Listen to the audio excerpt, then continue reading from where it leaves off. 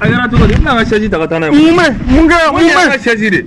Munga era que eu. Era chazire nimla. Ego bon egon. Né? Egon.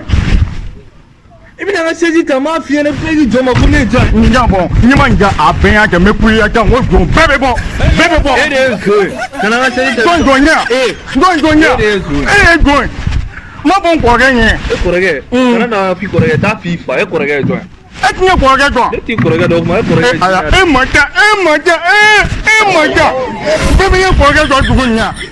Bebe jo aga bon wa ko ko yo yin pe. Ah, jo jo. Ajo go baja. Awoge.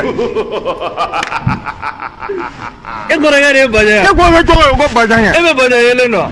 Ne ba yen do nya do ma do. Ne a dra ba. Ah baja me to di. Bon. Ani ka ba wo ba ge. E baja yele no. Ma yen go nge. No te baja yele no.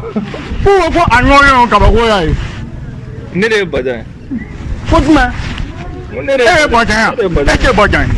Ti kalabanti. Ti baja. Ite me fungulo shui la de mana mana woda. Bon ye baja me donginja ibe jonge. Ah dongile ta. Ni ye baja me donginja ibe jonge. Dongile ta doro. Okay. Baja me paika. Kiribo. Ogo. Yo. Baja yo go. Waya imnya bobo be. Waya ah ben sona sang. Okay, me ka bobo mo baja kai wo nga. Ah ta. Okay.